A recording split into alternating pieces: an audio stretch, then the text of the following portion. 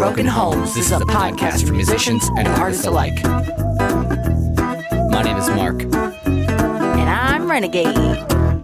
And we're going to talk with folks about anything from new releases to tour stories. The good, the bad, and the worst. Thanks for tuning in. So here we are with Aaron Saye. Go ahead and describe yourself. What you do? What do you do? Oh, hello. What do I do? I really enjoy music, and I try and surround myself with it as much as possible in every way except for playing it, basically. But what you're probably asking about is that I more or less operate a DIY venue in Denver. One of the best in the country, Oh, man. shucks. I mean, we've been all over it. I love it. It's so good. Oh, thank you. You hold a huge part of the scene, man. Thank real. you. Thank you. Yeah, it's called Seven Circle, and it's a DIY venue in Denver. It's one of the longest running that is still open.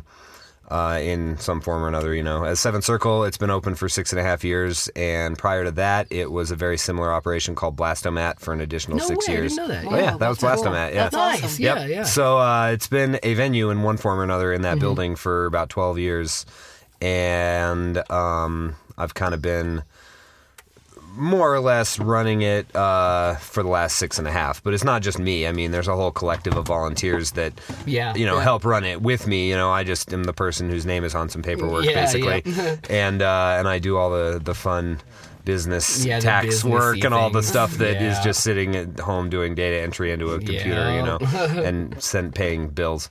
But as far as like all the fun creative aspects of running the venue, it's a whole big group of us. I book most of the shows, but there are a whole bunch of us that run sound and run door and just actually operate the venue. It's certainly not just me, but yeah, it's been a blast. Seven Circle. If anybody's listening, they should definitely check that place out. For real, though. I mean it. And all the affiliated acts and everything that goes on. Yep, so. Denver, Colorado. Yep. Seven Circle. It's a good one. How long has Seven Circle been active? Seven Circle's been active for a little over 6.5 years. It was September of 2012 that it transferred over from Blastomat to Seven Circle. So that was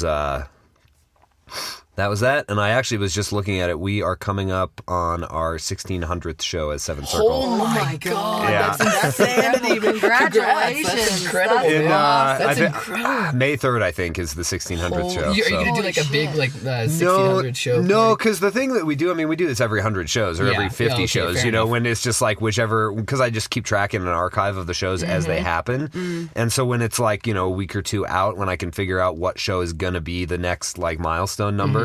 I'm just like, oh, cool, that show is going to be that one, but it's like, it's a show that's already booked, it's already set up, it's not like a big fest for the sake of being a celebration or whatever. Yeah. It's just kind of cool and a little extra thing to throw onto the show that's already happening. Yeah, totally. But what we do every year in September is we have a big anniversary fest. Oh, cool.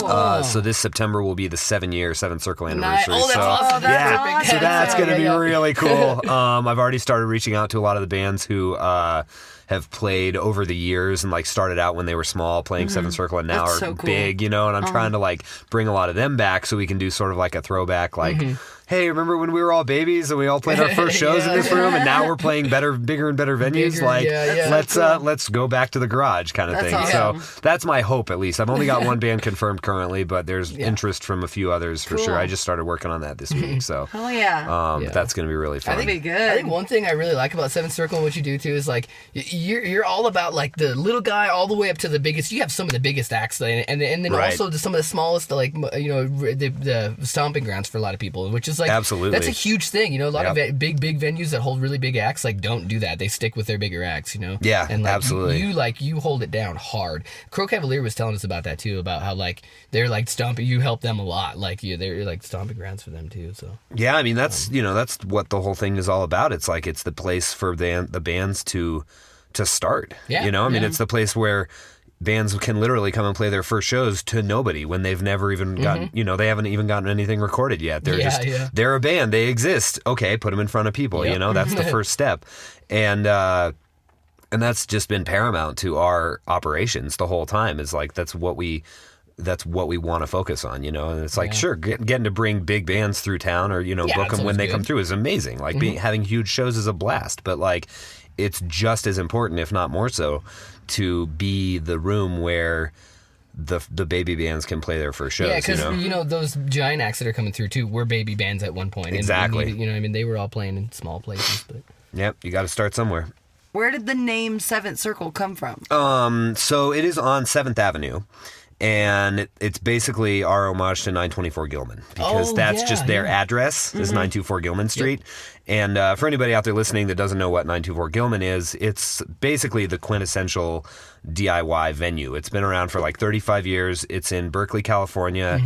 And it's the spot where Green Day and AFI and Operation Ivy and bands like that cut their teeth when they were the teenage kids playing their first shows in their hometown DIY venue, and it has just been lucky enough to sustain and stick around for 35 years. Yeah, and it's incredible too. Oh, it is. And like everything about like how they run that place and everything is kind of what we modeled our order of operations off of. And so as an homage to them, since 924 Gilman Street is just their address and that's the name of their venue, I wanted ours to have 7th in there somewhere. Yeah. But I didn't know, what I wanted it to be called, and that was just my input. But when we transferred it over from Blastomat to 7th Circle, we basically just put out the call to the Denver music scene and just said, this is going to be a new venue operation that's going to open in this spot that's already been hosting cool shows for 6 years. And we just basically need anybody and everybody who wants to come be a part of it to come help run it with us because we can't do it alone. Yeah, absolutely. And so at the first meeting that we had, which was the second day that the building was technically ours, there were 35 people that showed up out of the music scene. Wow. Out of an initial 50, 15 of them couldn't even make it that day, but there were 50 people right off the bat that were like, yes, I want to help. That's incredible. It was so really cool. cool. The amount of support that came out of the woodwork immediately, and it's only gotten bigger since then, absolutely. and that's how we've been able to do 1,600 shows in 6.5 years. Yeah, that's very impressive. That's just incredible. So when we had that first meeting, we went around the room and everybody introduced themselves and pitched a name for the venue. So at the end of the circle, we had 35 name ideas. Wow. And 35. mine was just that I wanted 7th to be in there somewhere, and so every name idea past me in the circle was like 7th Heaven or like something like that, And so somebody pitched the idea of 7th Circle. His name was Alex, and he's in a really cool band called JSR that's playing around a lot these days, and he's still around. Very active in the scene, but he was the one that pitched the idea for 7th Circle. That's awesome. And everybody was just kind of like, oh yeah, it just kind of stuck, That's It clicked with everybody immediately. So I was like, well, that's the one. And so we just added Music Collective to it for some clarity, and there we are. Damn. Yep. That's incredible. That's awesome. So what do you do outside of music? Hobbies. Not a lot. That's good. That's a good goddamn answer, though. I got into the whole media thing based on wanting to be a filmmaker. When I was really little, I wanted to make movies, and I went to film school, and I basically had a video camera glued to my hand all throughout high school. Like all of our dumb high school adventures are documented for better or for worse. And and then after high school, I went to film school, and then it was while I was in film school and like towards the end of high school was when I got into music and really actually started going to shows. But I was already in. I had already started film school by the time I actually sort of discovered like DIY and the underground. And before that, it was all, just like bigger shows that I was going to. And I was headlong into it. I was going to shows multiple times a week, but they were all big, established bands. And then I found the underground in late 2005, sort of. That's an awesome time to find it, too. Oh, yeah. Like it was so many good bands. it was so good. God. Yeah, absolutely. Yeah. And just kind of started getting into it that way. And then shortly into 2006 was when I discovered Blastomat, which is what 7th Circle, is, what it came out, what it rose out of. Same building, and just kind of like really solidified myself as somebody that was like interested and kind of involved in the DIY scene. And kind of let filmmaking fall by the wayside a little bit. And especially by the time I was done with film school itself, I hadn't necessarily lost a lot of interest in the creative aspect of it, but I think the non-creative aspect of the film industry really kind of turned me off to how much I wanted to really pursue that. Just because it is such a money-grubbing industry. Yeah. You know, I mean, sure, like you have to have millions of dollars to make a movie, and you have to like have, you know, you want to try and make millions of dollars back. Like, sure, that's how that works on the large scale of things. That, you know, the success, quote unquote, of filmmakers is if you make it, then you're dealing with that amount of money. You know? And that's great, good for you. You're making a living. But there were just so many things that I kind of realized during the last couple semesters at film school where I was just like, I don't know if this is the direction I want my life to go. Yeah. I don't really know what I want to do, but I know it's not necessarily this anymore. You know. Yeah. But I graduated with the film degree, and I also during that period of time, I had gotten really into the production side of music as well. And so I took... Like live production, maybe? Live production and just kind of like the business side of that, too, because I've never actually been a musician myself, but I like to be around and kind of bolster and help my friends' bands in any way that I can. And your type of person that puts that into music is just like such insanely appreciated. I know a couple of different people that I can think of that do what you do, that don't play music, but are like insane supporters. And without you guys, we'd be fucked. Right? I mean, it's a teamwork thing, for sure. Like, you've got to have all sides of it. And I just kind of found that I was really good at sort of the like business side of things, especially with touring, you know, just like being a tour manager and just being in charge of all the logistics of when we got to be there and all that stuff, you know, so that the band can more focus on their performance and their, you know, their songs and all the things that they got to do. And so while I was in college, I also took some music industry business courses and a couple of, I think it was one live audio engineering course and then 2 studio engineering audio courses. Oh, whoa, okay. And so I like got into that whole side of things as well and really fell in love with the live aspect of it. And I mean, I'd already been running live sound at Blastomat, but it was, you know, it was very simple. They just had vocals going through the PA and everything else with stage volume. And so it was great. It was a wonderful way to learn, but it was simplistic, you know, as far as what I actually was dealing with. And, you know, getting to then take that knowledge, and then once we turned it into Seventh Circle, I was like, I actually want to mic everything up. You know, I want to run a whole sound system of drum mics and amp mics and all that stuff. And so taking that knowledge from the college classes I took and then using that to, you know, work with people to build the PA system that we now have and actually just become a sound engineer that was running full bands every night was really, really rewarding, and just it is so much fun. God, I just live for that. I just like gotta say, the shows that I get to mix at Seventh Circle, I'm just like, yes. Yeah, I mean, we like so for anybody listening, we played there last night, and like seriously though, my favorite sound of like most places that we've ever played. Seriously though, like thank you. I can only think of like maybe one other that is like compares. You know what I mean? Like I'm serious. Like he's so good. Thanks, like man. I can hear everything up there, and it just like that. Like when you can't hear yourself on stage, you just can't. It doesn't feel. You can't play as well. It just doesn't. Yeah. Seriously, I'm just gonna turn this just a little bit. No, you can do your thing. OCD as shit. Well, thank you. I appreciate that compliment. I mean, I really like building that sound system with the people that, you know, helped me build it, and all that has been really one of my favorite things that we've done there is to create, like, it's been such a work in progress too, you know, like over the course of the years we've improved upon it and gotten bigger and better speakers and amps and all that stuff. And it's just been so much fun to kind of like finally get that to a point where it's just like, God, this room sounds so good, you know? Yeah, it's just such a pleasure to mix in that room now. And so I really enjoy that. And I mean, other than that, I mean, I'm still filming all the shows that I go to, but, you know, there's nothing really that comes of that. It probably, hopefully will at some point down the road. You got it all I'm just kind of exactly. Like, that's the thing. Yeah. Like, it's just document it now because it's happening, because you never know when you're going to want it. Even Later if you don't watch it for 10, 15 years, like, you're going to look back and go, God damn, remember how good that band was? It doesn't exist anymore, you know, but I have all their shows on tape. Like, we can relive this if we want. Great. Things like that. And so you just probably have terabytes stacked up, don't you? it's that, but I mean, I shoot on tapes too, so it's literally boxes and boxes and boxes and boxes of tapes. Cool. Because I did the math on it, and it would actually be more expensive for me to keep buying terabytes than it is for me to buy tapes. You actually did the math I on did, that too. because I shoot so many shows that, and then you would at least want like a double backup hard drive of everything, because if a hard drive goes down, it's all gone. gone. You know, like my house would have to burn down for the tapes to go away. So I feel like, and I've had hard drives go down before, and then you have to spend like $1,500 to get it like recovered, and it is the worst. And even then, it's not guaranteed that they'll be able to recover all the media that was on it, and that just terrifies me. It's not stable enough yet, you know?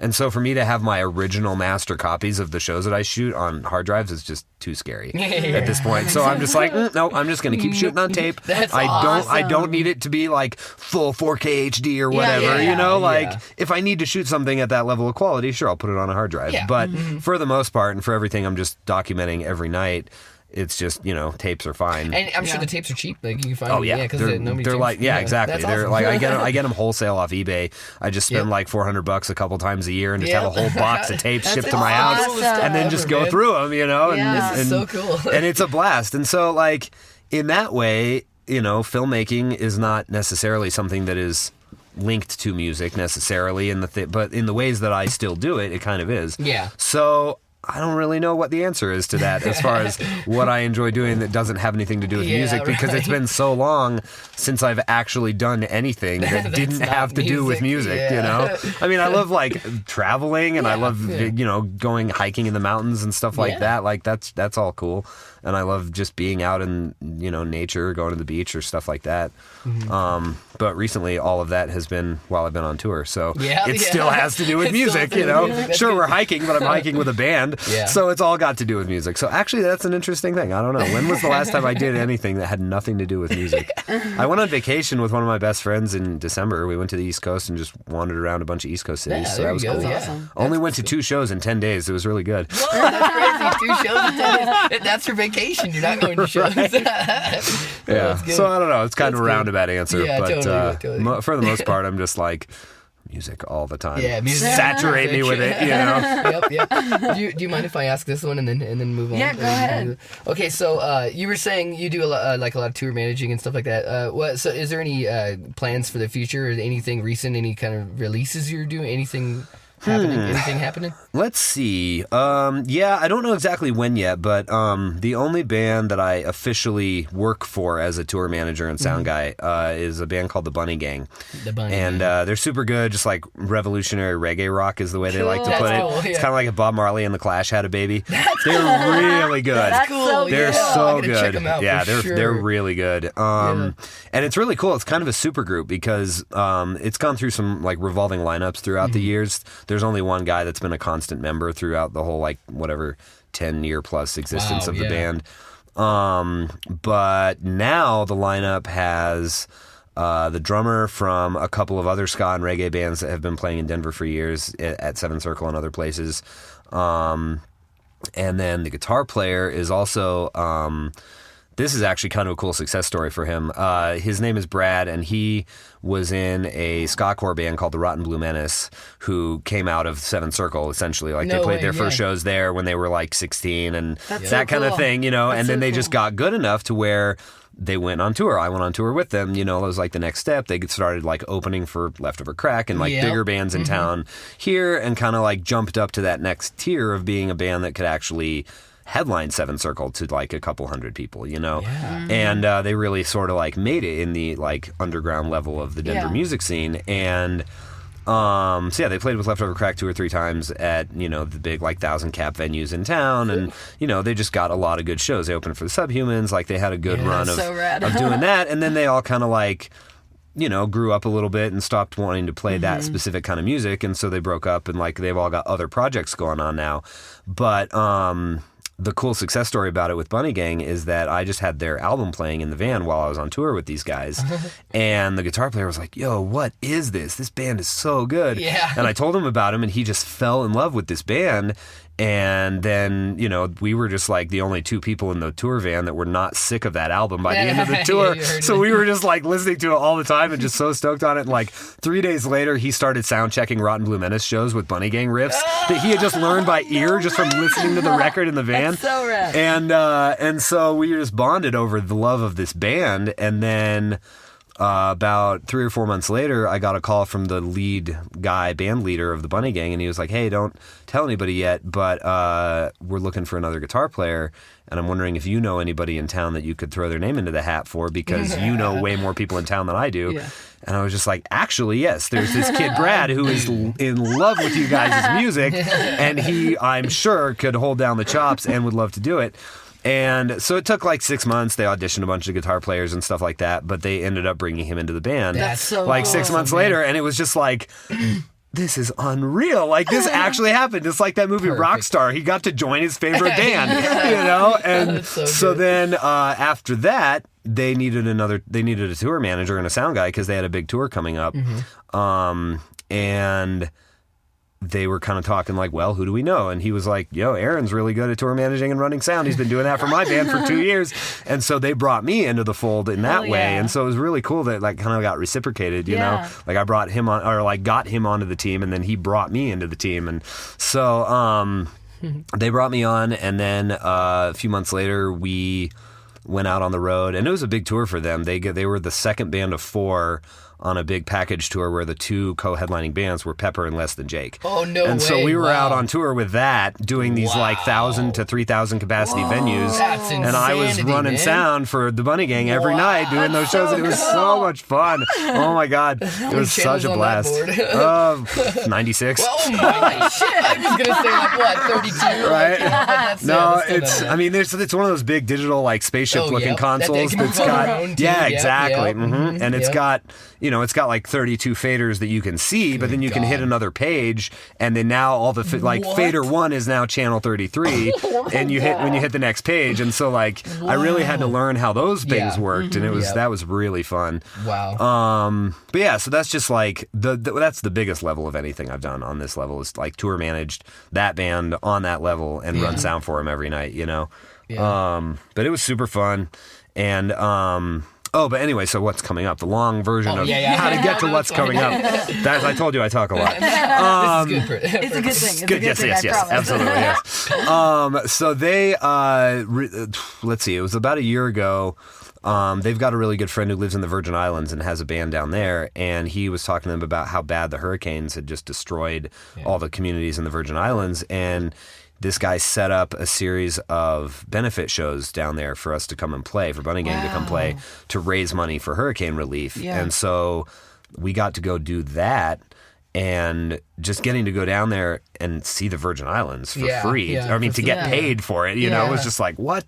This is unreal. But then at the same time, like getting to be there and like see the devastation and see so many houses that literally just still have tarps as roofs. Like it's not good. And so we got to go down there and just like play a handful of shows on the different islands, and it seemed like it was really cool for the community. Like going into it, I was like, I wasn't necessarily like reserved about it, but I was like, I feel like this is weird, you know, like these people need legitimate like help with their living situation, and we're like, hey, we're a band, come watch us play. You know, it's like that felt weird to me. It felt like kind of like not exactly the best way to support the situation, but like seeing these people come out in droves for the shows and really enjoy the show, it was like, oh, I see. They do need this because they've had such a tumultuous time. Like they really need to have this sort of like celebration, let go, enjoy a live performance sort of thing, you know, and see a band from the U.S., from the mainland, you know, that like is not just their local bands that they have. And it was really, really cool to like hear these people talking about how happy they were that we came, regardless of like the raising money aspect, you know. It was just really neat to get to be there and meet a lot of them and just kind of see like what their communities are all about and actually like spend time there. So we did that about a year ago. Actually, was that a year ago this week? It might have been. Whoa.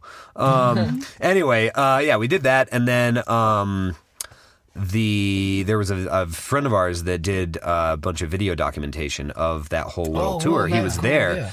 And from what I hear, he has put together a documentary on our experience going down there, and like it focuses a lot on the communities that need the assistance and are rebuilding and all of that stuff. But it's also a bunch of footage of the band playing the shows and that kind of thing. Just to kind of be this documentary about, our relief efforts, I guess, and to raise awareness of the fact that these places are still suffering, even though the hurricanes were like 2 or 3 years ago. And So supposedly we are looking at doing a release show in Denver for the documentary sometime this summer, and then another tour down to the Virgin Islands to do a release tour of the video down there to have the video available to them as well as to just play shows again down there. So that is the biggest thing that's currently on the horizon. Are you guys but like I don't screening know it too? when. Yeah, that's the idea, is to That like is so screen it cool. at the show That in would be Denver and then have the Bunny incredible. Gang play That afterwards. is so That would be awesome. I don't know so where cool. it's going to happen or when. They're still working out all the logistics because, like, the other thing too with the band being kind of a supergroup at this point is everybody else is in their own bands. They got lots of- and yeah. like everybody's busy. And the lead guy, the main guy in the band, his name is Nathan. He's also in Flogging Molly, Oh, and shit. they're Oh, wow. super busy this year. Yeah, and so I it's bet. just Yeah, like, well, we have this little month window in here where he's going to be home, and we can try and schedule the show in there, but it's just not necessarily coming together yet. But there's talk of it as of this current juncture on April 22nd. I'm crossing my fingers. So for y'all, yeah, 'cause- hopefully yeah. it'll come out soon and everybody will get to see it and we'll do another show. But I can't remember when the last Bunny Gang show was. It's been a while just because Flogging Molly's been so busy. So Do you know what the documentary's called? I don't. Oh, okay, I yeah. don't actually yet. But for all you listening out there, pay attention to the Bunny Gang on Facebook and or your platform of choice. And I'm sure that when the documentary is out, you will hear about it. I'm definitely gonna search for it. But yeah, so that's that. And then as far as the DIY tours go, there are plans for me to go out with an indie sort of rock band called Triangle Introverts in July. They're another one of the Seven Circle bands Oh, that, yeah. started there when they were teenagers and now they're like just freshly 21 and they're like, we've never actually gone on tour. And it's like, oh, well, let's go on tour, Let's do you know? it. Oh, yeah, So that's I'm awesome. helping them book it and Yeah, man. showing them how it That's all so works, cool. and That's I'm going to cool. go with them. And Yeah. it's just going to be like a 10-day thing, which is That'll be perfect fun. for the Yeah. first tour, Yeah. Because you got to learn how it feels to live in a van with people for 24 hours a day. And sometimes after 10 days, you're ready to be home. And so, After 10 days, you can't get too stinky necessarily. Not necessarily. Yeah. So that'll be fun. And then there are another couple bands, one of which I've toured with before. They're called Bloomers, and they're from here. Same deal, sort of like just heavy-ish indie rock. Really, really good band. One of my favorites. And they are planning a tour in September, October for like 3 weeks that I will be going on right after our Seven Circle 7-year anniversary. Oh, weekend. yeah. So it's going to like ramp up to that, and then I'm going to dive right into the van and be gone for 3 weeks. So. That's awesome. You got a good year plan. Yeah, I know, right? It's Yeah. crazy. And then I don't know. So since the Bunny Gang singer is also in Flogging Molly, they've been playing the Flogging Molly cruise that they do every year. It's one of those things, where they do yeah. like, oh, here's 50 punk bands on a cruise ship that goes to the Caribbean. So cool. And so that was what we did in conjunction with the Virgin Islands tour last year. And then that was also the end cap to the Less Than Jake and Pepper tour the year before. We just ended it in Florida, and then we're there for the cruise, and then drove home. And then, so this year, the Flogging Molly cruise is happening in November. It usually happens in the spring, but this year it's in November for some reason. And as far as I've seen on the announcements, Bunny Gang isn't actually officially on it this year for the first time. So I'm not sure if they're going to be added or if we're all just going to kind of go and they're going to do like little pop-up shows somewhere that are unscheduled. I'm not really sure what to expect. But yeah, so that's on the horizon for November too. So that's going to be fun. That's awesome. And that is the only touring for sure that is locked down for this year currently for me, which is kind of cool because like that means that I'll hopefully be around for most of the summer. Yeah. Because there have definitely been summers over the last few years where I was like, felt like I was gone for most of it. Oh, damn. You know, and it wasn't always like most of it, but it was just like I'd be like out for 10 days with a band and then home for 10 days and then out for so 10 it's days with enough. another band and then home for 10 days and then out for 10 days with another band, you know, and it was just Yeah. like it never really felt like I was home. Yeah. It just felt like I was home to do laundry and run some shows in between the tours, you know. Yeah. So we'll see, but hopefully it'll be home a little bit longer this summer because that would be kind of cool. Oh, yeah. Get to actually see the fruits of all the booking labor of all the big summer shows that we're Yeah. booking. Yeah, you know? exactly. That's like one of those things, like doing the whole booking thing and then later actually seeing it all come together because it doesn't feel like it's really any work you've actually done until the you're show there. happens. Yeah. Oh my God, it's so much fun. Yeah, Yeah, it like really that's is. one of my favorite things about running Seven Circle and booking it is that like I get to put together these cool lineups Yeah. of bands, Yeah. and then when the show actually shows up and the day arrives and the show happens and it's a success, it's just like, oh yeah. Yes, We did it. Yay, that went well, you know? Like, oh my God, I've been so excited for those bands to play together for 3.5 months. Yeah. And now the date is finally here, you know? So that's been cool. Okay, so if you could tour anywhere in the world, where would you go? God. Yeah, we started asking some. That's okay. No, that's good. I mean, that's good to think about because I don't know. I mean, I'd love to do Europe. just anywhere really in Europe. So bad. Like I've been there on vacation with my family and gotten to like walk around and just see the cities, you know, but I've not been very many places, and I would love to just go there on tour and get to see the cities and also see their music scenes, you know. Yeah, exactly. So pretty much anywhere in Europe I think would be amazing to tour. What about your favorite tour location? What's the best place you've ever been, you think? Oh man. I know it's that's really hard. Because like I mean there's so many other places that are so cool, but at the same time, you know, when you go out, especially as like a baby band from Denver who grew up at Seventh Circle, you go out on the road and on a DIY level, and it's only then that you really kind of realize how lucky Denver actually is. For real, though. You know? Yeah, for real, though. And like, because there are so many places that are like just lacking. There's so many cities that are lacking in that department. You know, the only way to do DIY shows is either houses or bars, which is like, it's great. I mean, the scenes are strong and functioning and they're doing what they can. We're just super spoiled, I guess, for the fact that we have a long-running DIY venue that's got its shit together. Yeah, it's I feel like you guys always, every time that I've come through at least, there's so many people in the community that come out and support, and they're fully 100% like just there, and they're focused, and they're watching all the bands, and they're so supportive, and they're so encouraging and loving, and that's a hard thing to find in a town. Like, it's really difficult to find not only a place to do it, but all the people that want to support and want to help. And then, like, you guys have volunteers that work at Seventh Circle, and like, it's incredible. Every time we've come through, everyone is just so kind and so loving and just so welcoming. You know, it's a good feeling coming through as a touring band, knowing that, hey, I'm going to stop in Denver. I've had a rough fucking tour. Yeah. And now I have a, you know, a point of relief, a place that feels like a home. You know what I mean? It feels pretty awesome that you're like a huge part of that too. Yeah. I mean, just sitting here listening to you say all that right now, I'm just like, oh, my heart. You know? No, I mean, it's not pressure necessarily because that's just our regularity. Yeah, you know, that's just our norm. Like we've established that norm of operation of like, this is how we operate. This is how we present the venue to fans and bands. This is how we treat the fans and the bands. You know, it's just our regularity.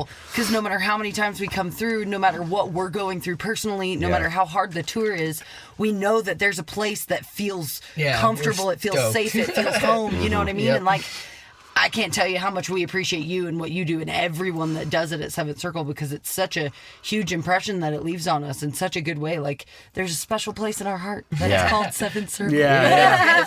Exactly. And like that, you know, that's paramount, like you said, because like, you know, being out on the road is so tough. Yeah. And no matter how comfortable your vehicle is, and no matter how little it breaks down, and no matter how much you get paid at the other shows, you know, like, or at any of the shows, like, it's not an easy endeavor, you know. And so to be somewhere, and I really, like, after I started touring too, I really kind of learned how important that is for us to like present the venue and behave in the ways that we do when we're interacting with the touring bands, because you learn real quick when you're out on the road, like, oh God, it's exhausting to like be at a show that has 6 bands on it and starts at 9:30 p.m. You know, like, fuck that, because you got to get up at 7 a.m. and leave the next day for the next city. And so, you know, it's like all of these things that we've learned about, like, okay, you know, I mean, sure, the volunteers don't want to be out till 2 a.m. either, but, you know, if a show comes along where we have to, we'll just bite the bullet and do it. But for the touring bands that have to stick around till 2 a.m. to get paid, it's like, dude, no, that's not at all the best way to do this. Yeah, I even pointed out to Mark last night, I was like, oh my God, it's like 1:05 in the morning, like, and we're done with everything. I'm wearing my pajamas. Like, I washed my face. I am golden right now. Yeah, and totally. So, like you said, though, the next day when you're on tour, you got to get up and you got to haul ass and you got to get to the next town and hope that you get there early enough so that, you know what I mean? Like, absolutely. And hope that you're not so stressed. So having a place to go play shows and have that comfortability, and also having a place that you aren't forcing us to stay until 3 o'clock in the morning to wait until, you know, the bar gets counted out at 2, but you have to wait till 2:45 because my bartenders have to pay the bar before we pay you, and then it's like later. And then when you get to your buddy's house, everybody wants to party. So it's like 5, 6 in the morning. God damn it. And it's like all these things where people are like, yeah, cool, we're taking care of the bands. It's like, no, we just want to sleep. Yeah, we just want to sleep. We don't want to party. It's fine. I know that the rock star lifestyle seems like it's partying, but that's just the movies. Like, we want to sleep. Yeah, that too. You know. Yeah. Oh God. So anyway, favorite. I don't know. It's hard to say, because like there are so many other communities that are doing it so well with what they've got. You know, like Salt Lake City, just as far as being like a neighboring city. There's a guy there named Konrad and a guy named Derek, and between the two of them, they operate a venue called the Beehive and a venue called the Underground. Oh yeah, and and both of those are really, really cool. Like combined together, they're kind of like the Seventh Circle of Salt Lake City. Yes. And Konrad is just like me. He's always putting bands up at his house and like booking shows all the time and like running these venues.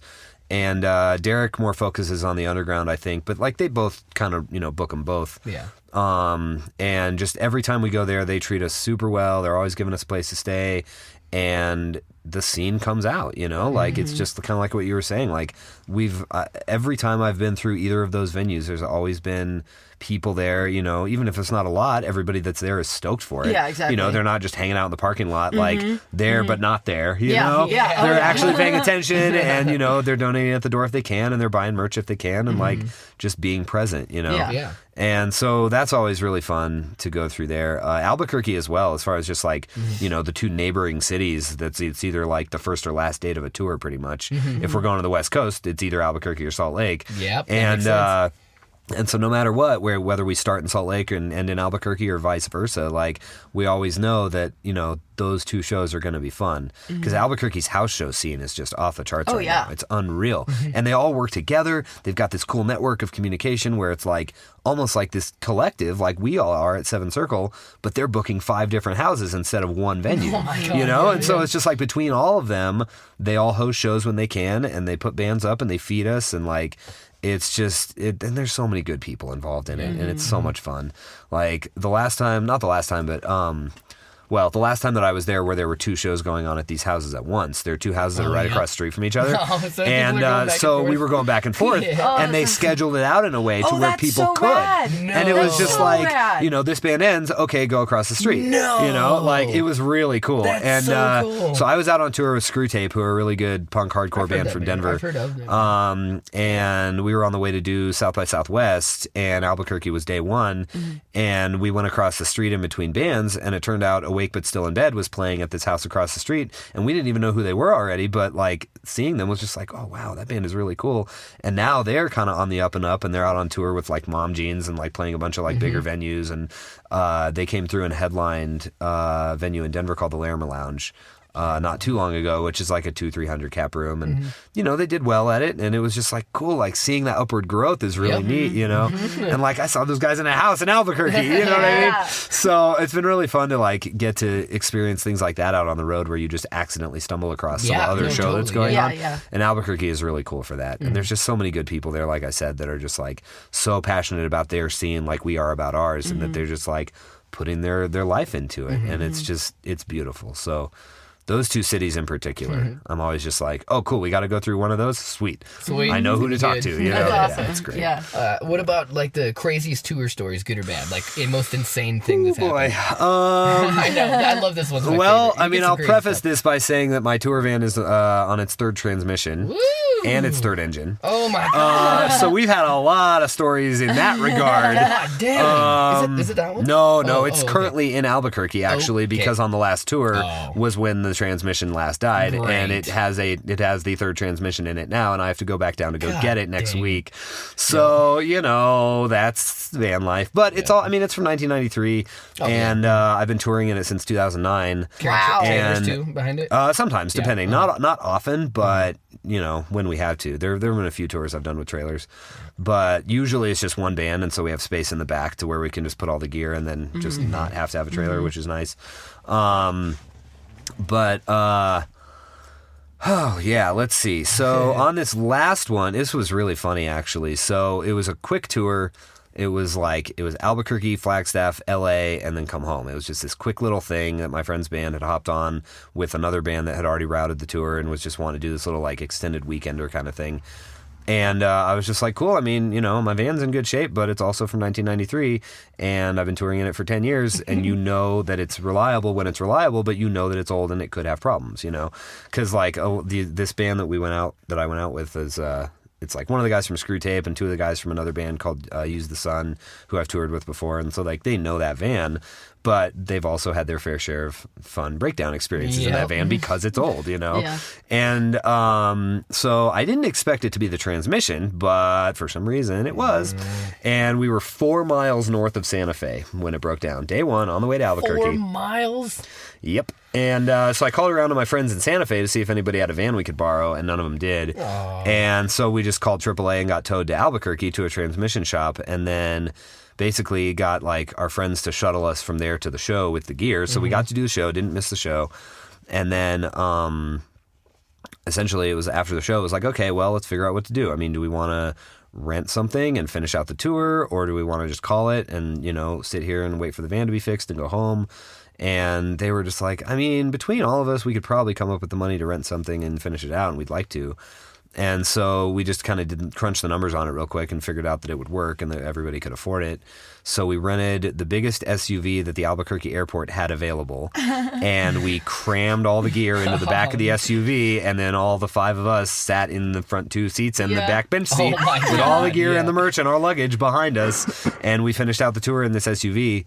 And then it was even funnier, though, too, because to rent a vehicle and then return it in a different state is like twice as much money as it is to return it where you rented it from. And so I actually drove it back to Albuquerque the day after we got home from tour and returned it in Albuquerque where we got it from. The day after we drove from LA to Denver in one day. And then I flew home from Albuquerque that night.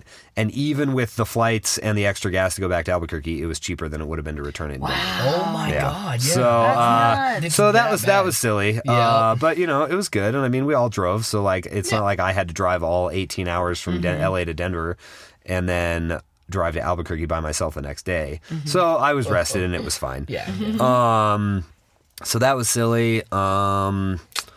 God, as far as non-van breakdown stories, because those are just depressing. We've all had them, though. God, I know. We have. But, you know, it's funny, too, because, like, there was the amount of tours that I've done in that van hadn't really, like, calculated in my head. But I figured it out recently. There was this, actually, this is a kind of a cool story, too, about just, like, going on tour and meeting people. There's this kid who lives outside, or maybe he lives in Bremerton now, but Bremerton, Washington, which for anybody listening doesn't know, it's across the sound from Seattle, and it's like an hour drive from one to the other, or you can take the ferry across the water, which is really cool. But it's like really expensive if you have a big tour van because they do it per person. So it was like $50 to take the ferry and the tour van across, and it was fun, but it was like, God, this would have been like, you know, $20 in gas maybe. But anyway, to go around. It's just extra driving. But anyway, there's this kid who he's like, I don't know, he's a teenager, but he's like super invested in the scene up there, and he's like wanting to book shows all the time and host house shows. And we're from Washington. We were actually just in Bremerton. Cool. What is his name? Jackson Sloan is the guy's name. Sloan. I don't know if we know the Charleston is the venue where like that's kind of like the Seventh Circle of Bremerton, except that it's a big theater. It's so cool. I love that place so much. That place is amazing. But yeah, so I mean, he's not like the booker there yet or anything, but he's definitely like starting to get involved. And I just saw him posting in some DIY tour postings page about like, you know, I want to make my scene bigger. I want to like unite the Seattle and Bremerton scenes. Like, how do I go about this? And I was just like, oh, this kid looks like he wants to do cool things that I could probably assist with advice on. So I just messaged him and we just started talking about like how Denver's scene works and how we got to that point, you know, and things like that. And I was just kind of helping him with advice on it. And then the next time I went through there on tour with Bloomers, he came down to the show and we actually met and hung out and talked about shows and blah, blah, blah. And then he's got a band and he was talking about wanting to tour and he was asking me a bunch of logistics about that, van logistics and stuff.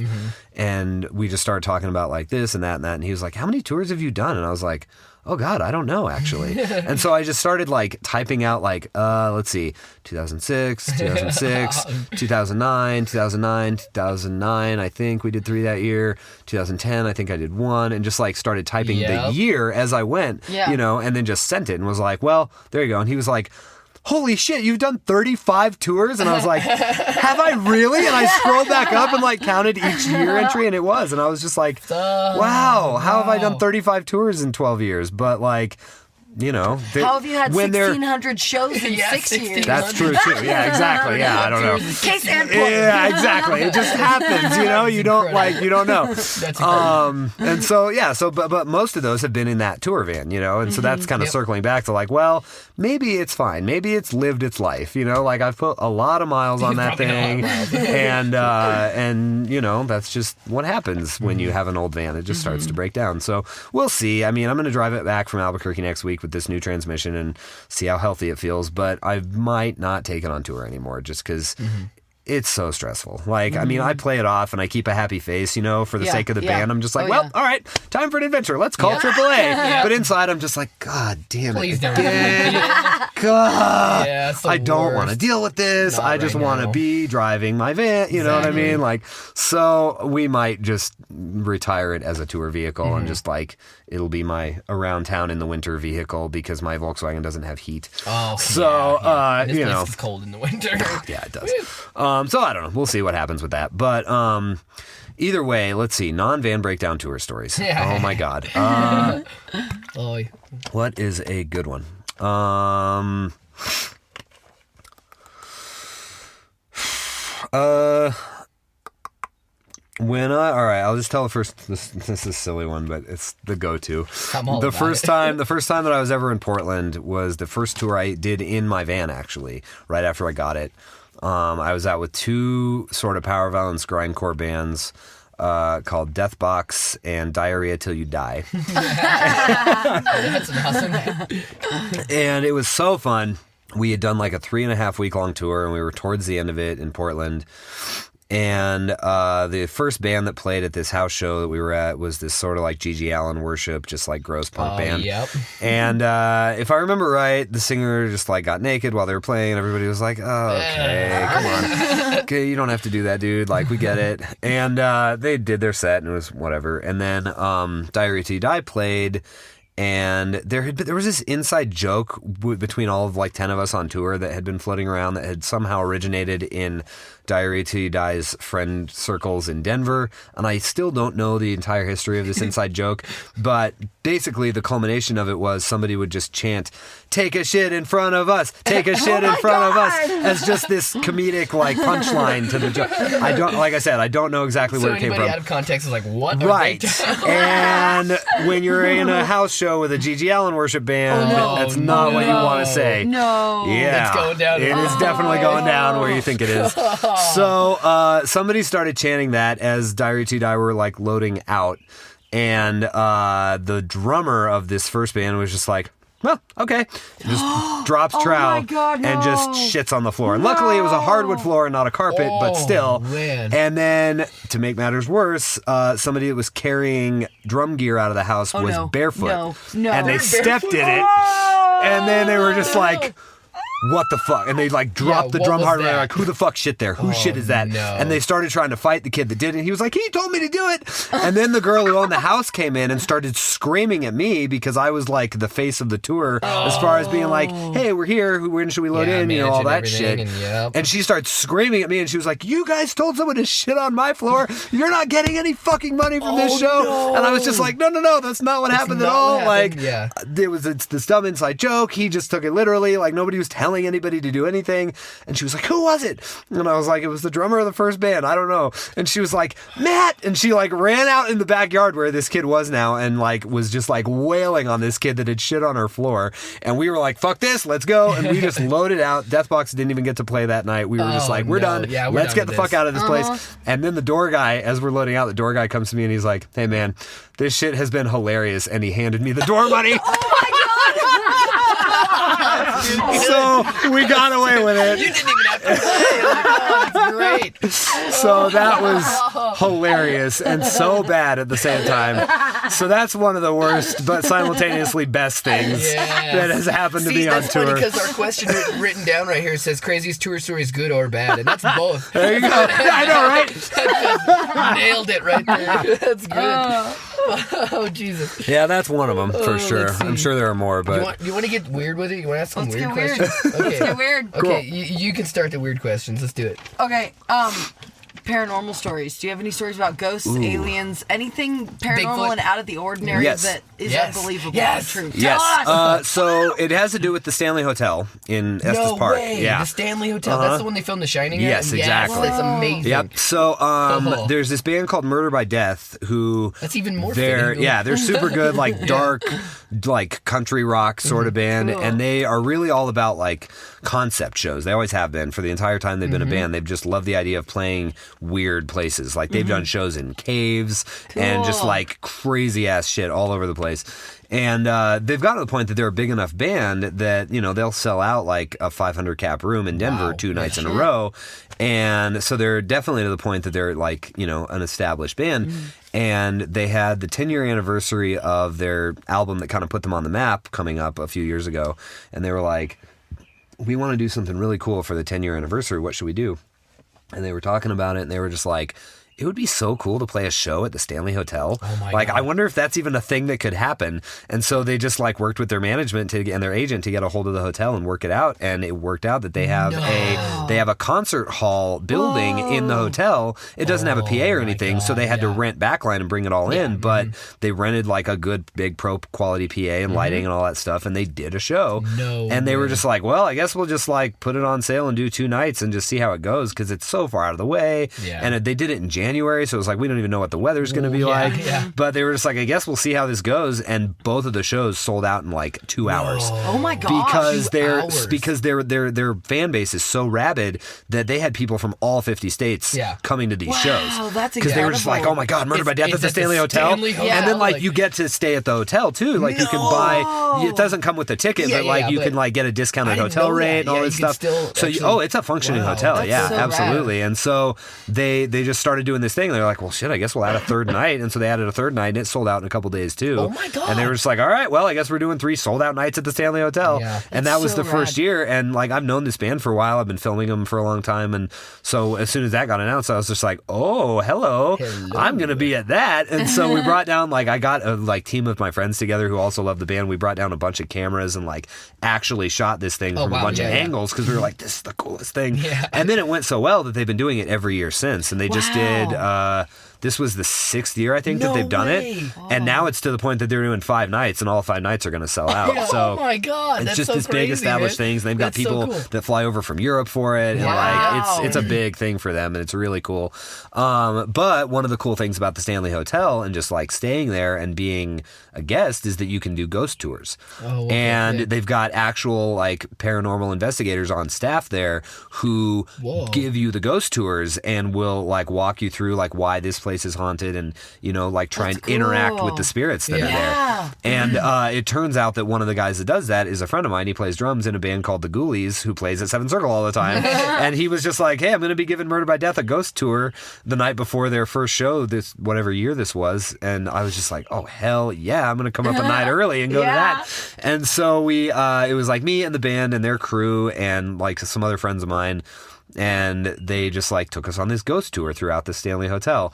And we get to go like under the hotel in these like storage basement kind of things that are still just like like dirt walls. They're not even, it's not like it's just weird. It's just like creepy, like old mining town feeling, like catacombs and stuff. And then the thing that's fun though is that the concert hall building, it's a separate building from the main hotel, but supposedly it is the most haunted building on the property. No way, okay. Because there was a lady who, I guess throughout the years, you know, the hotel has gone in and out of being in service. And so the story goes there was a lady named Lucy who was homeless, and she lived in the basement in the concert hall. And then when they came in to like renovate the hotel and reopen it, they kicked her out, and she died of exposure in town. And so her ghost haunts the building where she lived, is the story. And so that's kind of the culmination of the ghost tour. When you go do it, is they take you downstairs.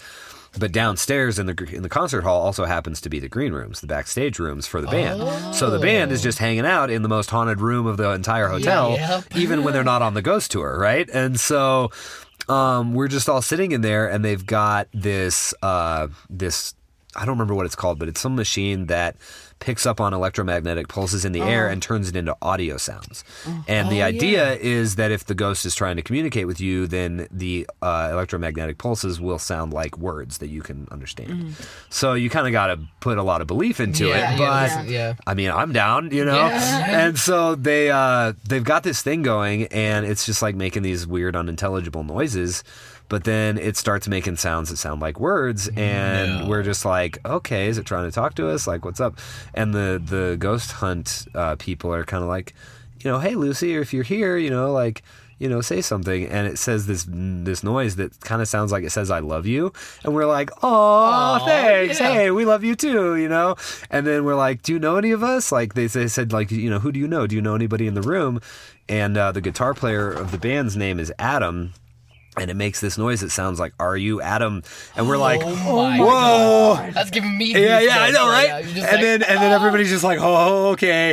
And then somebody's like, what instrument does Adam play? And it makes a noise that's, you can hear the recording of it. It sounds like it says guitar. No, and we're just like, holy shit, okay. Oh my God. And that's as close as it got with the audio stuff. Yeah. But then there's this door in this green room that if you open it, it doesn't really go anywhere. It's just this weird little like storage area, but it's like an unfinished wall behind it. It's just like the dirt side of the hill that the basement is dug into. And so it's kind of creepy to look in there in the first place, but that door's shut, and then we're all sitting there in the dark listening for audio noises to happen, and the door creaks open a little bit. And so we turn on a flashlight to look at it, and it sure enough has opened a little bit. What? But it's like it's a drafty canyon. Maybe the wind blew the door open a little, you know, like you can try and, you know, suspend reality if you want, but maybe it was the wind. But then, you know, we're like, one of the ghost hunt guys was like, okay, you know, if that's you, if you're feeling like interacting, you know, you want to open the door a little bit more, and it like another inch and a half opens, and we're just like, oh my God, and all of us are kind of freaking out. And then from outside the door of the room that we're in, on the other side of the so like this door is like over here, and then there's the main entrance to the hallway of the rest of the building over here, and outside in the hallway somewhere, this other door just slams shut, and we all just jumped out of our fucking skin because it's like 4 a.m. and nobody else is in the building, and it's locked from the outside, and we're just all sitting there like getting all scared, and then the fucking door slams, and it scared the shit out of all of us so bad. And it was so real that we thought, like, somebody has to be fucking with us. Yeah. So we all ran out there to try and catch whoever it was, but, like, all the doors were locked. There was nobody in the building. We went upstairs and back down, and, like, no one was there. Christ. And then we were like, what door even was that, you know? Yeah. And we discovered that there's these big double doors that just are at the end of the hallway, but they're always propped open. And we realized as we ran past them that one of them had shut. And so we like reopened it and let it shut on its own, and that was the noise for sure. Okay, and we were just like, "Oh my God, how did this shut?" Like, and we look, especially and there's this slam. Right. And I mean, it could have just like shut, and it felt louder because we were all sitting there in complete quiet. But still, it felt like it shook the whole building. It was so scary. And so there was this big rock that had been propping it open. They just have these 2 rocks that keep the both doors propped open.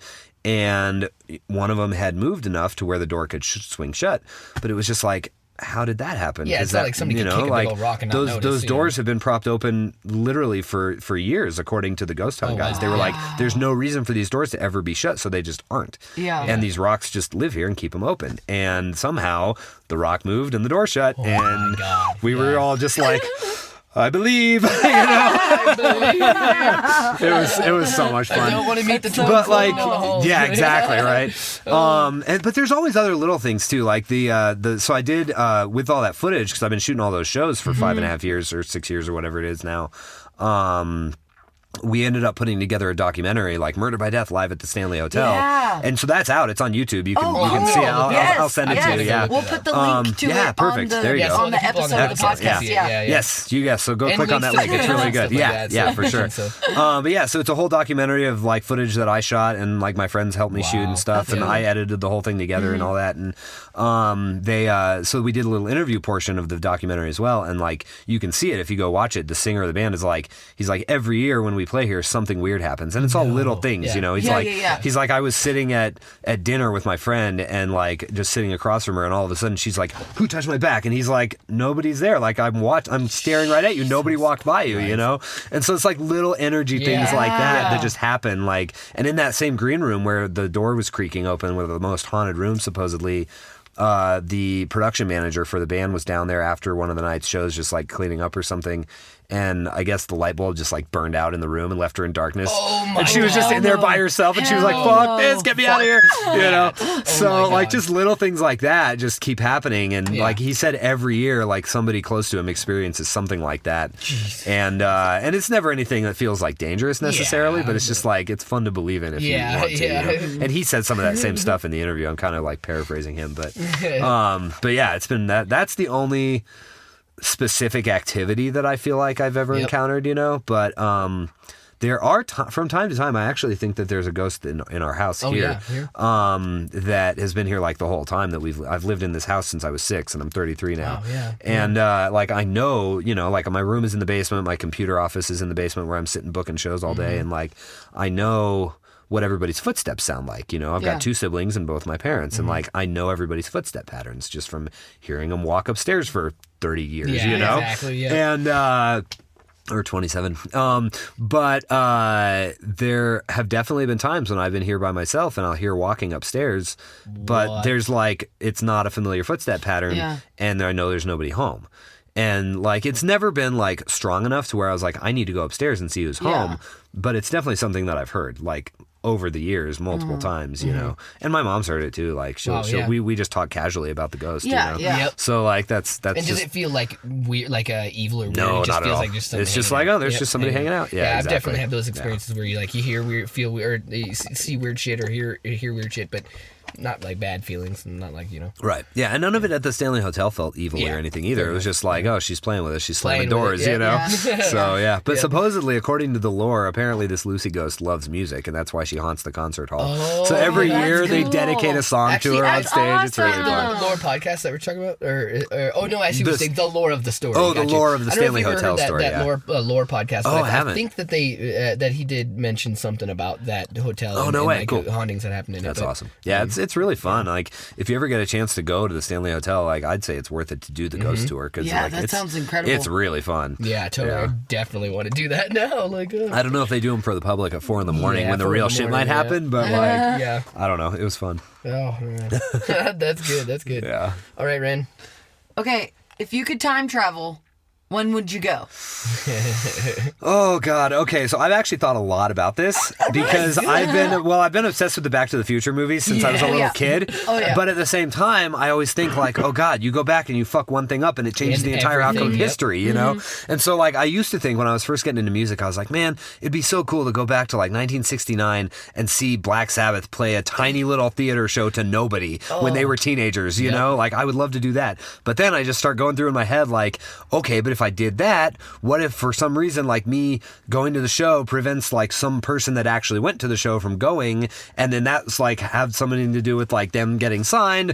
Like who knows, I could completely erase the entire genre of heavy metal by going to one show. You know, so like I overthink it, and I'm like, I don't know if I would want to do it. I don't know if I would want to do anything. So I don't really know, because I can't help but overthink to the point that I might screw something up and then completely alter the outcome of what everything that I like about the current day. And that's good to think about, because that's a big thing. If you did change it, it'd be so sad, you know? It'd be so bad. It's like, what if the show was sold out and I went to the show, and because I went to the show, somebody didn't get to go because I was there instead, and that somebody was crucial in their growing as a band. You never know. You know? It's very kind of you. So yeah, it's like I want to be able to have seen Black Sabbath now, so I don't want to erase their existence by going to see them then. So I don't know, but if I didn't have to worry about something like that, it would probably be something in that 60s or 70s, just to see some of those bands in their prime. You know. Yeah.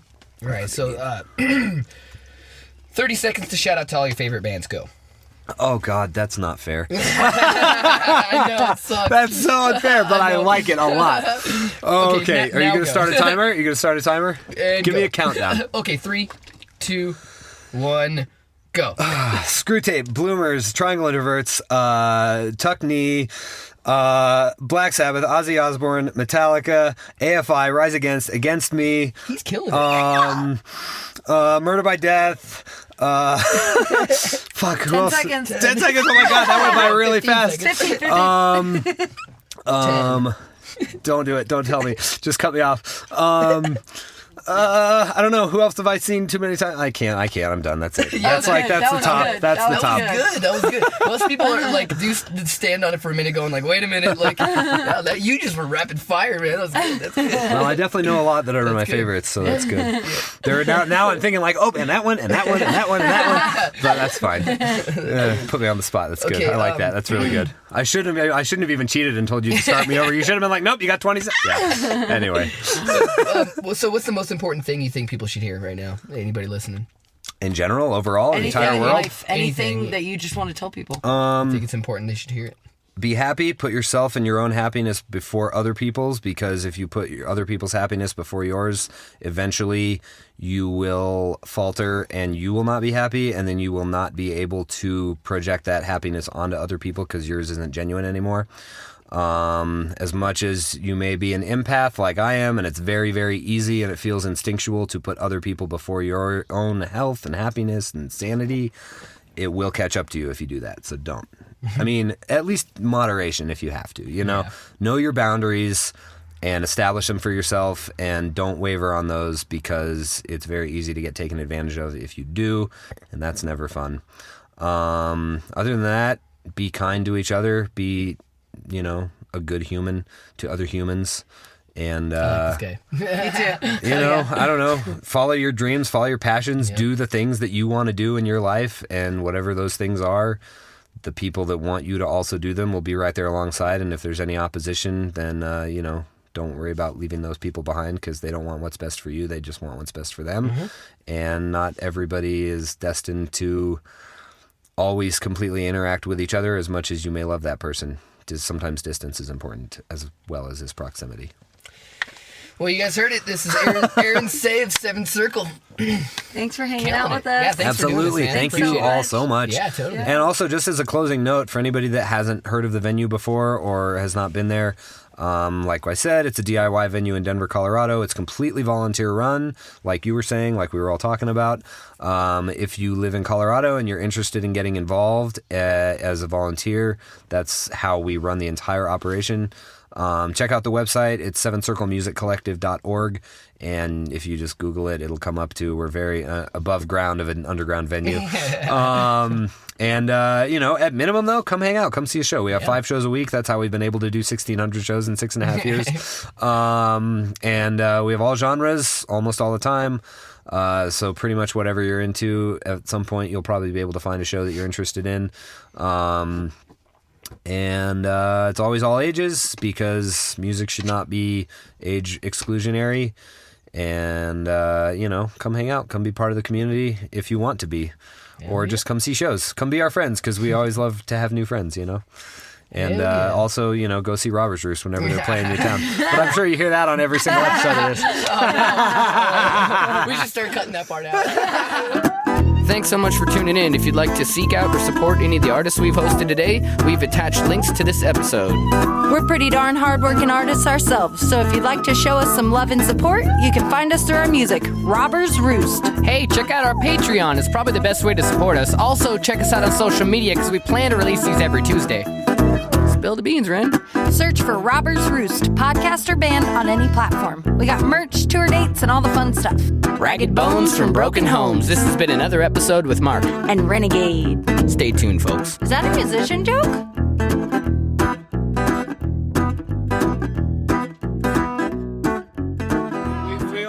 We all need each other. That's exactly it. Like, and that's the thing is, like, it's, shit, you're still rolling. You could throw some of this into the podcast if you want. I feel like one of the most important things that you can do, is utilize whatever you make of your own happiness to help others find that, and it's so much more that's the cool thing about Seventh Circle too, is that it's so much more than just music.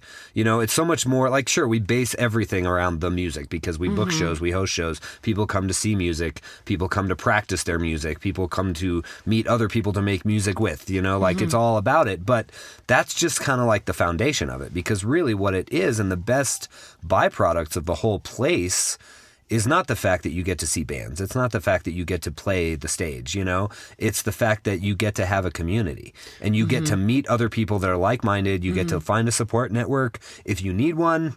The amount of kids who have come to Seventh Circle because they legitimately needed a second home, or they needed a home when it was like, being at home was just where they slept and it wasn't where they wanted to be when they were awake, that kind of thing. Like you never know what's going on in somebody's personal life, but to be able to provide a space like that is exactly what keeps this place being something that's so important to all of us that run it, like all of us volunteers know full well the amount of impact that the place has and that we have, as mentors or whatever, and like, and it's hard, you can't really quantify it, but like there was a member of our community that passed away a few weeks ago, and Andrew was telling us. Oh yeah, for sure. It's life and death, That's how it goes. But thank you. But yeah, there was so she passed away, and then the very next night, one of her favorite bands was in town, and we were all planning on being there and seeing her, and then she all of a sudden wasn't there, and it was just like a super rough night for a lot of us to like be there and try and see and enjoy this band that she also like knew personally, so it was rough for the band too, But we were all at the show, and it was just a very interesting type of energy because of this new dynamic of life that had been thrown in, that everybody was still processing and all that. And I just remember, and it was a suicide. That's an important note to put in for the context of this. But there was a friend of mine who, we were all like, hugging and crying on each other's shoulders and stuff after the show was over. And there was a friend of mine who came up to give me a hug, and I just kind of did the whole, same thing where it's like, how are you doing? Okay. Are you holding up all right? Whatever. And she was just like, yeah, and she was sobbing, but she was just like, I'm going to be fine. But she was just kind of like, she said something along the lines of, you don't know how important everything that you do is. And the thing that really struck me was, she said, the amount of deaths like this that you have prevented from happening just by being who you are and doing what you do nonstop for all of these kids at Seventh Circle and in the scene in general, I guarantee you has prevented so many deaths like this. Yeah. And like, I don't even think about it, I don't even like, it's so hard to even quantify it into something that deep. Yeah. For me, it's just like, I know all these people. They're all my friends, when they're sad, I want to be there to help them. When they're wanting to play shows, I want to be there to help them do that. When they need a place to go, I'm glad that Seventh Circle exists so that they can go there, and it's just like, I'm aware of it. I'm aware of the scope of the impact that the place has on people and the impact that I have on people, but it's just not something that's always present in my head, because this is just my day to day. That's also what makes you a legit person, is because you're not sitting there like, I'm fucking Aaron Saye and I run Seventh Circle. You know what I mean? You're like a legit dude. You know what I mean? That's true. I just have a garage where I put a sound system in, and I really like having bands play on it. Like that's all I do, really. Yeah. But yeah, it's like it's a very important thing to be able to have some sort of an impact like that on your community in whatever way that you can, and I consider myself super lucky to be able to have that impact and to have a space that can have that impact on people. And like I said, it's because it's certainly not just me, I was at a house show once, and there was a girl who was, I don't know, she was wasted, and she was in the backyard, and she was sitting with a group of friends, and somebody in the group of friends, was like saying goodbye to me or something. I was about to leave, and I was saying goodbye to this group of people, and this girl in the circle was one of the only people in the circle I didn't actually know. And I was saying goodbye to somebody, and they were just like, thank you for everything you do at Seventh Circle. And this girl pipes up, and she's like, wait, you work at Seventh Circle? And I was like, yeah. And this other person's like, he runs the place. Don't let him be modest. And she was like, you run the place? And I was like, well, it's not just me, but like I booked shows, blah, blah. And she like got up and like gave me like the tightest hug and was like, oh my God. She was like, that place saved my life. Oh my God. And I was like, oh my God, I don't even know this person. Like, that's how big the scope of it has gotten. Yeah. Is that I don't even know this person. I don't even recognize her face. And she's telling me that the place saved her life when she needed it a few years ago, you know?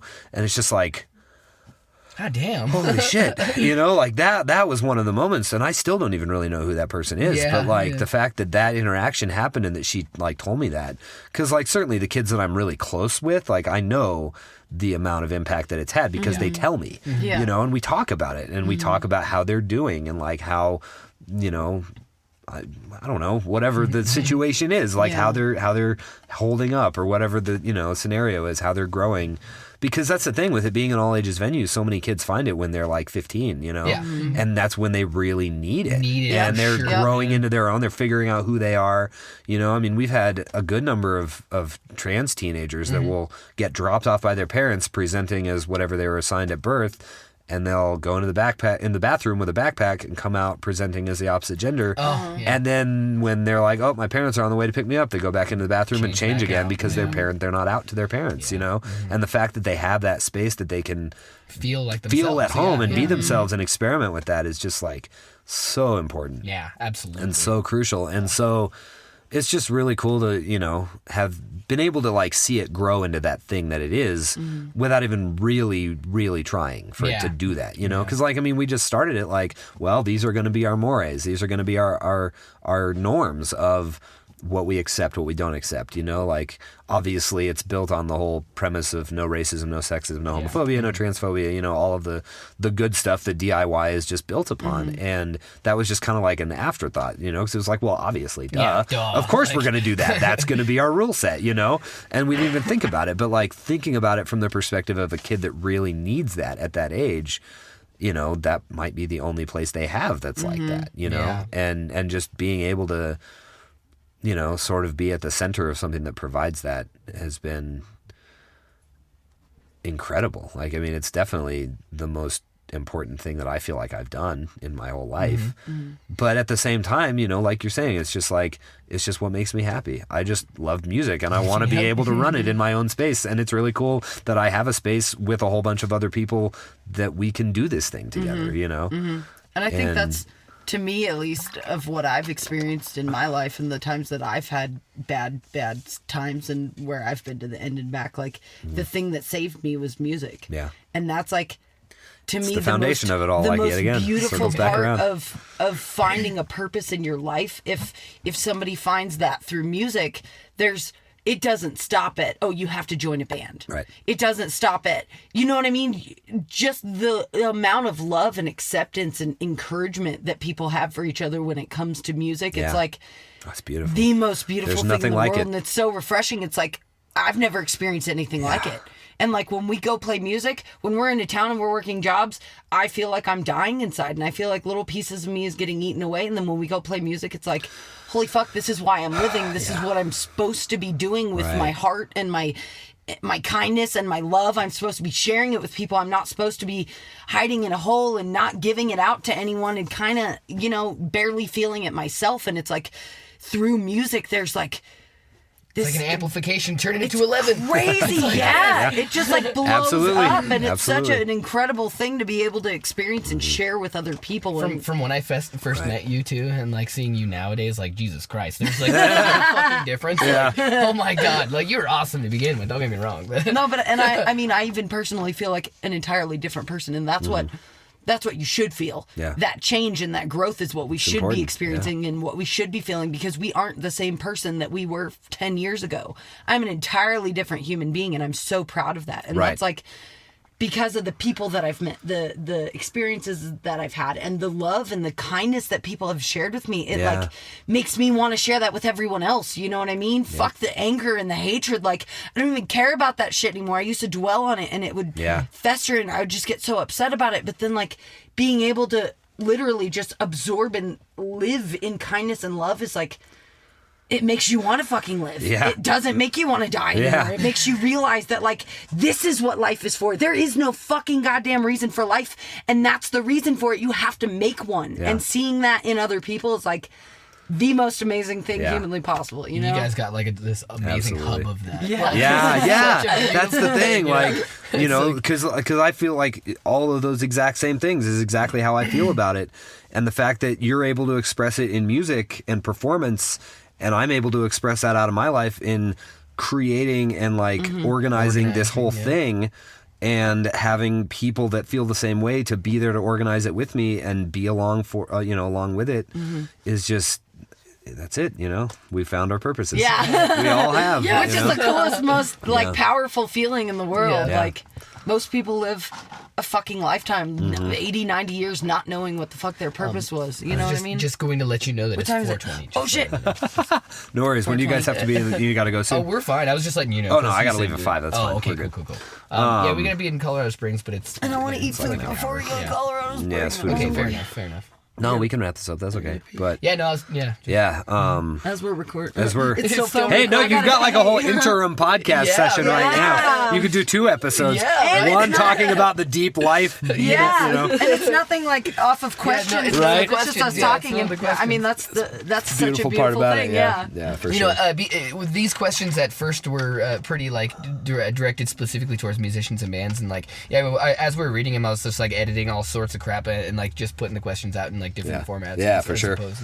No, that's good. And that's what we're hoping for. Tailor it. Our goal is that hopefully people will start paying attention Sending and us start listening and questions. start Cool, asking yeah. what they want to Oh ask my the bands. God, And then I can be totally. like, hey, Susie Q from fucking Right, Arkansas right. wanted to ask you blah, blah, blah, blah, blah, blah, blah. And then Susie from Arkansas is at home listening and she's like, Oh my God, that's holy me. fuck, Yeah. they're talking to this band and this is like one of my favorite bands and they Right? just asked them a question Yeah, from me. yeah. And everyone knows it was me. They said my name, you know? I'm hoping we can get yours done and actually up on like all the social medias and all the places by like the end of the week. Oh, cool. Yeah. Okay. Yeah. Yeah, let me know because I told a couple of people that I was doing this when they asked what I was up to Yeah. today, and they were like, "Oh, where can I hear it?" So Oh, fuck so yeah, cool. come on. there's yeah, interest yeah, yeah. already for No, sure. thanks Yeah. so much for yeah. doing this, dude. Oh Like, my God, yeah, of course. Thank you guys. Yeah, man. Shit, we should do part 2 next time you're in town. Yeah, that'd be awesome. Yes. We can So ask for down. follow-up questions Yeah. when this one that- premieres. Yeah, yeah. And then, that'd be cool. and then we'll do part 2. Yep. See how many Awesome. Seven Circle shows we're at by then. Yeah.